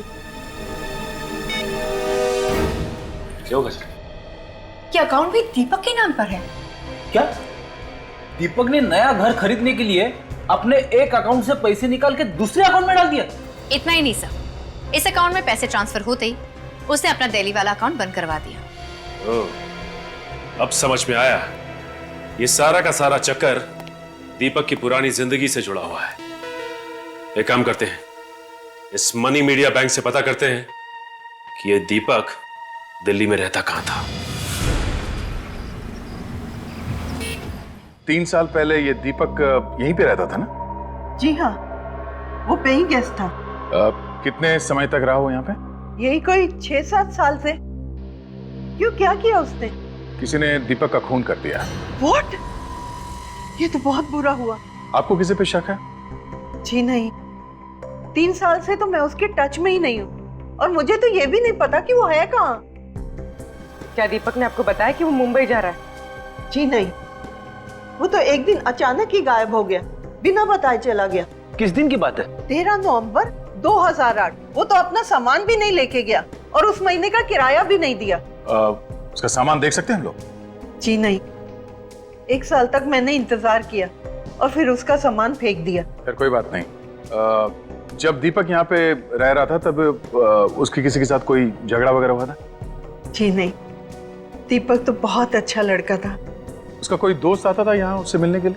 जी हाँ, 2 दोस्त आते थे, एक लड़का और एक लड़की। लड़की? क्या ये वो लड़की है? जी नहीं, ये वो नहीं है। कौन है ये? इसका नाम तान्या। इसकी शादी दीपक से होने वाली थी, लेकिन शादी की रात ही दीपक का खून हो गया। Very sad. अच्छा, आप दीपक के दोस्तों के बारे में कुछ बता रही थी? जी हाँ, उस लड़के का नाम तो मुझे नहीं मालूम, पर लड़के का नाम वीर था। बड़ा ही बहादुर नाम है। उसके गायब होने से एक दिन पहले उन दोनों में बहुत बड़ी लड़ाई हुई थी। लड़ाई? किस बात पे? ये तो मैं नहीं जानती, पर उसके अगले ही दिन दीपक गायब हो गया और वीर भी दोबारा यहाँ नहीं आया। ये वीर रहता कहाँ है? क्या वीर मर चुका है?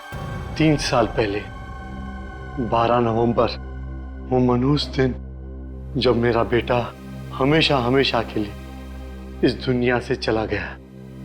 12 नवंबर? उसकी मौत कैसे हुई? हार्ट अटैक से।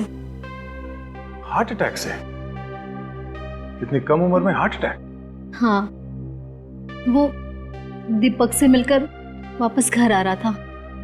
रास्ते में अचानक उसे दिल का दौरा पड़ा, कार आउट ऑफ कंट्रोल हो गई और एक पेड़ से जा टकराई। वीर को कोई दिल की बीमारी, कोई स्ट्रेस वगैरह था? नहीं तो मरने के कुछ ही दिनों पहले तो हमने उसका मेडिकल चेकअप कराया था, तब तो वो बिल्कुल ठीक था। वो ठीक था तो फिर अचानक हार्ट अटैक क्यों? सर, मुझे तो कुछ गड़बड़ लग रही है। 12 नवंबर को दीपक और वीर का झगड़ा होता है और आते समय वीर का एक्सीडेंट हो जाता है।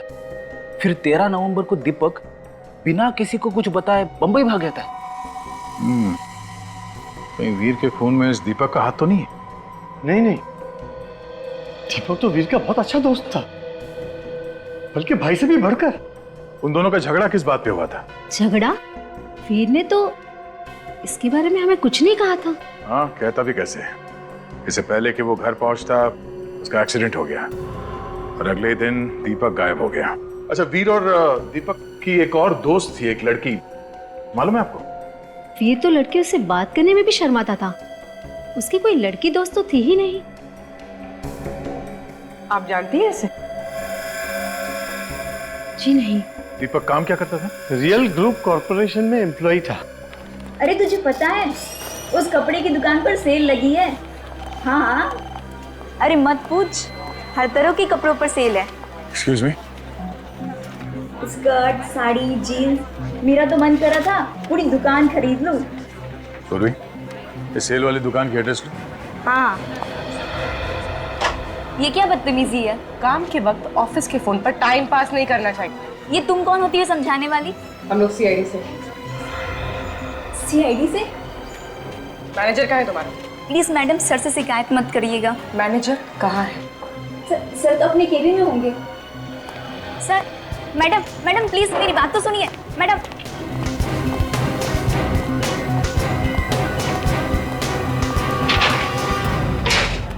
अरे आप लोग ऐसे कैसे अंदर घुस गए? अब कौन है आप? सीआईडी। हाँ बोलिए। हम लोग दीपक कुमार के बारे में कुछ इन्फॉर्मेशन लेने आए। कौन दीपक? लगता है आपके याददाश्त पे धूल जम गई है। कोई बात नहीं, धूल हम साफ कर देते हैं। 3 साल पहले दीपक कुमार आपके कंपनी में एक एम्प्लॉय था, कुछ याद है? ये। अरे आप इस दीपक की बात कर रहे हैं? ये तो दीपू है।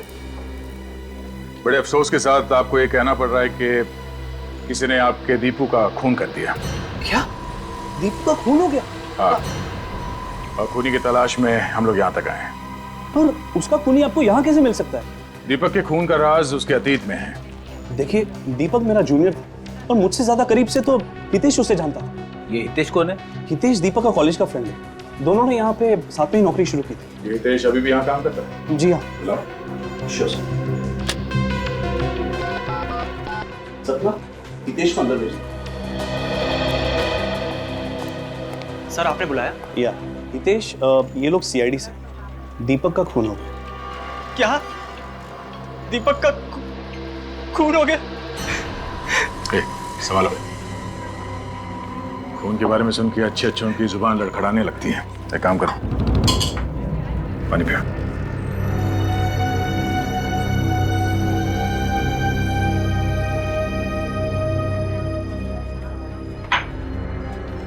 ठीक हो? हाँ सर। अच्छा, दीपक और तुम कॉलेज के दिनों के दोस्त हो ना? हाँ सर। दीपक की किसी के साथ कोई दुश्मनी थी? नहीं सर, दीपक तो बहुत ही जिंदा दिल इंसान था, उसका कोई दुश्मन नहीं सर। और वीर? उसकी मौत तो हार्ट अटैक से हुई थी सर, वो भी आज से 3 साल पहले। वीर और दीपक के बीच में किसी बात को लेकर झगड़ा हुआ था ना? वो दोनों तो बहुत अच्छे दोस्त थे सर। और इन दोनों दोस्तों के बीच कोई लड़की भी थी ना? कहीं आप दिव्या की बात तो नहीं कर रही? दिव्या? कौन है ये दिव्या? दीपक की गर्लफ्रेंड थी और बहुत जल्द उन दोनों की शादी भी होने वाली थी। कहीं वो ये तो नहीं? नहीं तो ये कौन है? तानिया, दीपक इससे शादी करने वाला था। मगर ऐसा कैसे हो सकता है? दीपक और दिव्या तो एक दूसरे को कॉलेज की दिनों से चाहते थे और ये बात तो सबको पता थी सर। कमाल है सर, अगर दीपक दिव्या को चाहता था तो वो शादी तानिया से क्यों कर रहा था? दिव्या रहती कहाँ? जरा उसका एड्रेस देना। शक्ति नगर में प्लॉट नंबर 82।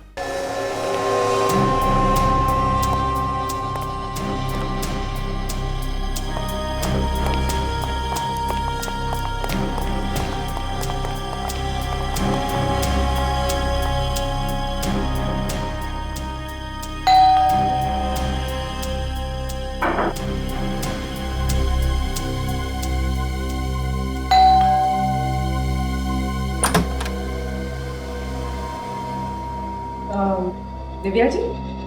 मैं ही दिव्या हूँ। आप लोग बैंक से आए हैं? जी नहीं, हम लोग सीआईडी से हैं, मुंबई। सीआईडी? कोई सीरियस बात है क्या सर? वो हम दीपक कुमार के बारे में बात करने आए हैं। अब जो इंसान इस दुनिया में रहा ही नहीं, उसके बारे में बात करने से क्या मतलब? आप जानती है दीपक की मौत के बारे में? मैं नहीं जानूंगी तो और कौन जानेगा। आज भी उनकी यादों की अस्थियां मेरे आंसुओं के साथ बह रही। 3 साल हो गए उनकी मौत को। 3 साल? दीपक कुमार की मौत 2 दिन पहले हुई थी। 2 दिन पहले? हाँ। जरूर आप लोगों को कोई गलतफहमी हुई है। आप दीपक कुमार की ही बात कर रहे हैं ना? जी हाँ, हम इस दीपक कुमार की बात कर रहे हैं। हाँ, यही तो है मेरे दीपक, मेरे पति, जो 3 साल पहले एक एक्सीडेंट में गुजर गए। पति? एक्सीडेंट? ये सब चक्कर क्या है? दीपक की शादी तो तानिया से होने वाली थी 2 दिन पहले। देखिए, आप मेरे मरे हुए पति पर कीचड़ मत उछालिए। वो मेरे अलावा किसी और लड़की के बारे में सोच भी नहीं सकते। एक मिनट, ये दीपक की मौत कैसे हुई थी? 13 नवंबर 2008 की बात है। मैं ब्रिज पर खड़ी दीपक का इंतजार कर रही थी, लेकिन वो नहीं आए। अगले दिन उनकी गाड़ी नदी में मिली, लेकिन दीपक की लाश का कुछ पता नहीं चला। लाश इसलिए नहीं मिली क्योंकि वो मरा ही नहीं था। 3 साल से वो मुंबई में था। नहीं, ये नहीं हो सकता। अगर दीपक जिंदा थे तो वापस मेरे पास क्यों नहीं आए? इसका जवाब तो सिर्फ दीपक दे सकता था, पर अफसोस अब उस दुनिया में नहीं रहा। भगवान न जाने मुझे किस जुर्म की सजा दे रहे हैं। 3 सालों तक मैं दीपक के मौत के गम में जीती रही, और अब इस गम के ऊपर उन्होंने बेवफाई का बोझ भी डाल दिया। दीपक की लैंडलेडी बता रही थी कि वो बिना किसी को कुछ बताए वहां से गायब हो गया। दरअसल दीपक और मैं छिपकर ये शहर छोड़कर भागने वाले थे, इसीलिए मैं ब्रिज पर उस दिन दीपक का इंतजार कर रही थी। क्यों? शहर छोड़ के क्यों भागने वाले थे? दीपक और वीर ने बिजनेस शुरू करने के लिए 5 लाख रुपए उधार लिए थे किसी से, लेकिन शेयर मार्केट क्रैश हो गया और सारे पैसे डूब गए। और वीर की मौत के बाद उधार चुकाने की सारी जिम्मेदारी दीपक के कंधों पर आ गई। तो तुम दोनों ने प्लान बनाया दिल्ली से भाग के एक नई जिंदगी शुरू करने का? हाँ सर, लेकिन दीपक पहुंचा ही नहीं। मैं रात भर ब्रिज पर उसका इंतजार करती रही। सच तो यह है कि दीपक अपनी नई जिंदगी के प्लान में तुम्हें शामिल नहीं करना चाहता था। उसने तुम्हारी जगह तानिया को दे दी। वो तानिया से 2 दिन पहले शादी करने वाला था। मुझे तो अब भी यकीन नहीं हो रहा है, आखिर कौन है ये तानिया? तानिया से भी आपको मिलवा देंगे, पर पहले ये बताइए कि ये दीपक कोई एंटी डिप्रेसेंट दवाइयां लेता था? Anti depressant? हाँ, ये स्ट्रेस, तनाव, टेंशन दूर करने के लिए। नहीं, उन्होंने ऐसी कोई दवाइयां नहीं ली। अच्छा, एक बात बताइए, दीपक को कभी आत्माएं नजर आती थी? आत्माएं? व्हाट रबिश, ये कैसी बातें कर रहे हैं आप? ये बातें हम नहीं कर रहे हैं, दीपक कर रहा था मरने से 1 महीने पहले। क्या दीपक को कोई दिमागी बीमारी थी? मेरे दीपक पागल नहीं थे। देखिए, हमारे कहने का ये मतलब नहीं है। शायद दीपक को कभी सर पे कहीं चोट लगी हो। नहीं, कभी नहीं। वो बिल्कुल हेल्दी थे। हाँ, एक बार उनका दाहिना घुटना फ्रैक्चर हुआ था, लेकिन उनकी दवाइयों में कोई एंटी डिप्रेसेंट्स नहीं थे। ठीक है, आप मुंबई चलने की तैयारी कीजिए। तानिया और उसके घर वालों को भी दीपक के अतीत के बारे में बताना बहुत जरूरी है। हाँ हाँ, मैं चलूंगी मुंबई। मैं भी देखना चाहती हूँ कि आखिर वो कौन सी लड़की है जिसके लिए दीपक ने मुझे धोखा दिया। ये है दिव्या, दीपक की पहली वाइफ, और ये तान्या है, दीपक की होने वाली दूसरी वाइफ। नहीं, ये नहीं हो सकता। मेरे होते हुए दीपक दूसरी शादी कैसे कर सकते हैं? झूठ बोल रही हो तुम। दीपक मेरे अलावा किसी और से शादी करने के बारे में सोच भी नहीं सकते थे। 3.5 साल हो चुके हमारी शादी को। मैं तो उनकी विधवा की जिंदगी जी रही थी, जब इन सीआईडी वालों ने आकर मुझे बताया कि दीपक जिंदा थे, और अभी 2 दिन पहले उनकी मौत। बंद करो अपने ये मगरमच्छ के आंसू। अगर दीपक की जिंदगी में कोई और लड़की होती तो वो मुझसे कभी नहीं छिपाते। छिपाया तो उसने बहुत कुछ है तानिया जी, वरना ऐसे क्या वजह थी कि दीपक के अतीत के बारे में किसी को भी ठीक से पता नहीं है? मेरी तो ये समझ नहीं आ रहा कि अगर दीपक जिंदा थे तो मेरे पास वापस क्यों नहीं आए? क्योंकि वो तुमसे नहीं, मुझसे प्यार करते, समझी तू? अगर वो तुमसे प्यार करते तो इतनी बड़ी बात कभी नहीं छुपाते। एक मिनट प्लीज, हमने आपको यहाँ लड़ने झगड़ने के लिए नहीं बुलाया है, इसलिए बुलाया है कि हम दीपक के खूनी तक पहुंच सके। और वैसे भी दीपक ने आप दोनों को धोखा दिया है। हाँ, धोखा तो दिया है उन्होंने। मेरे सामने मरने का ड्रामा किया, नकली एक्सीडेंट करवाया, यहाँ तानिया के साथ नई जिंदगी शुरू करने वाला था। उसने एक बार भी नहीं सोचा कि मैं किस हाल में जी रही हूँ।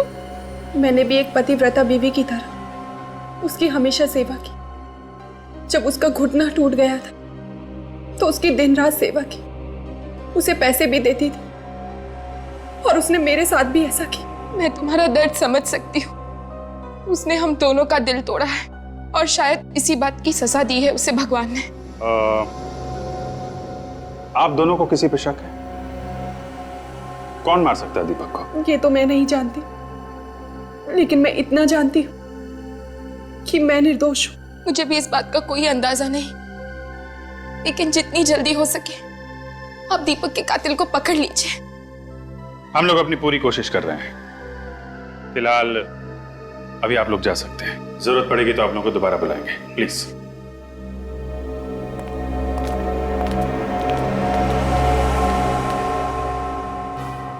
दीपक तो कितना दोगला किस्म का इंसान निकला, एक साथ दो लड़कियों की जिंदगियां बर्बाद कर रहा था। हाँ सर, हो सकता है इसी पाप का गिल्ट जो उसके सामने आत्मा बन के आ रहा था। बेचारी तानिया, उसकी टांग टूटने पर 3 महीने तक उसकी सेवा करती रही। मुझे तो बहुत बुरा लग रहा है तानिया के लिए। एक मिनट।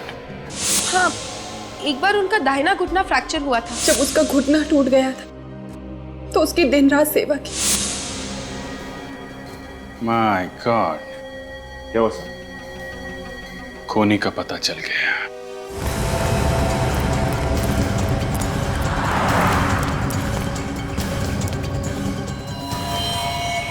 सब हो रही दिव्या। दिव्या,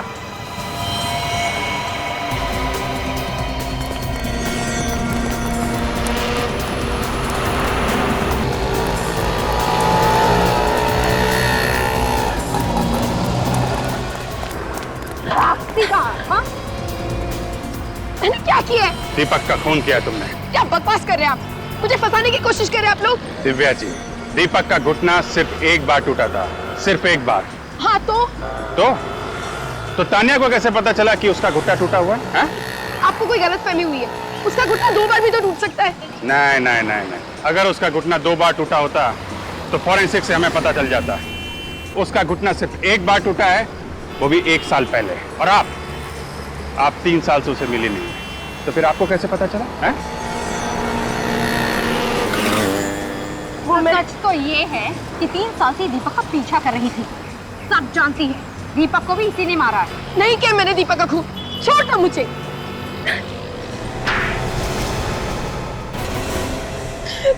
हाँ, हूँ मैं खूनी। मैंने ही मारा है दीपक और वीर को। मैंने ही मारा है उन दोनों को। 2 खून किए तुमने, और तुम्हें जरा भी अफसोस नहीं है? क्यों होगा अफसोस मुझे? मैंने जिन्हें मारा वो भी कोई नेक इंसान नहीं थे, कोई भले इंसान नहीं थे, खूनी थे, खूनी। लेकिन उन दोनों ने किसका खून किया था? मेरा। तुम्हारा? ये उन दिनों की बात है जब दीपक, वीर और मैं एक ही कॉलेज में पढ़ा करते थे। दीपक ने मुझसे प्यार के झूठे वादे किए, शादी की कसमें खाई, और जब कॉलेज खत्म हुआ तो शादी से साफ इनकार कर दिया। उसके बाद मैंने उसे धमकी दी कि अगर उसने मुझसे शादी नहीं की तो मैं आत्महत्या कर लूंगी और सुसाइड नोट में सारा इल्जाम उसके सर डाल दूंगी। ये तो पागलपन है। पागलपन ही सही, लेकिन मुझे दीपक चाहिए था, किसी भी कीमत पर चाहिए था, और इसलिए मैंने उसे डराने के लिए खुदकुशी का झूठा नाटक भी किया। फिर? दीपक बहुत घबरा गया। वो मुझसे पीछा छुड़ाना चाहता था। उसने वीर के साथ मिलकर मुझे मारने का प्लान बनाया। उन दोनों ने मुझे गाड़ी में बिठाया, शादी का झांसा देकर, और मुझे ब्रिज पर लेकर गए। वहां दीपक ने मेरा गला दबाया, और जब मैं बेहोश हो गई तो वहां से उठाकर मुझे नदी में फेंक दिया। पर तुम मरी नहीं, बच गई।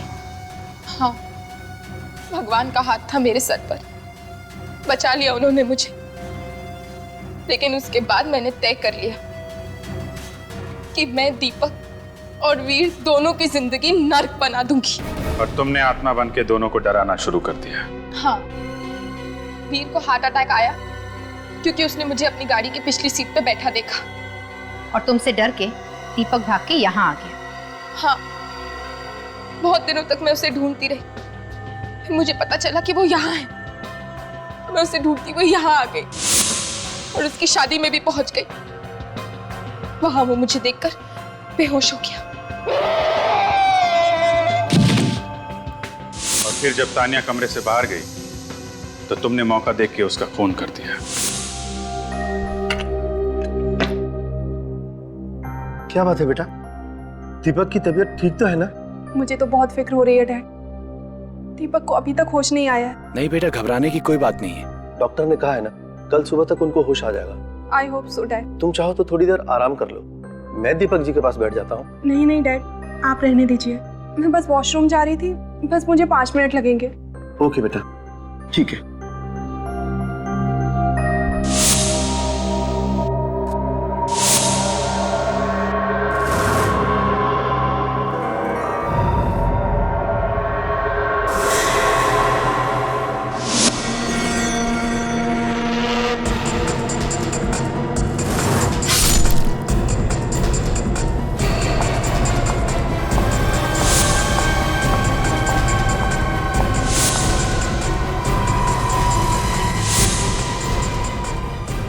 मैंने जो कुछ भी किया उसका मुझे कोई अफसोस नहीं।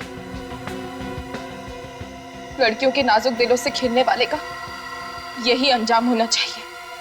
अपने अंजाम की फिक्र करो तो उन लोगों ने जो किया वो गलत था, लेकिन इसका यह मतलब नहीं कि तुम कानून को अपने हाथ में ले लो। 2 खून किए हैं तुमने, अब जिंदगी भर आत्मा बनकर जेल में भटकती रहना, फांसी का ऑर्डर आने तक। इस तरह के और भी एपिसोड देखने के लिए हमारे चैनल को सब्सक्राइब करें और बेल आइकन दबाना ना भूलें।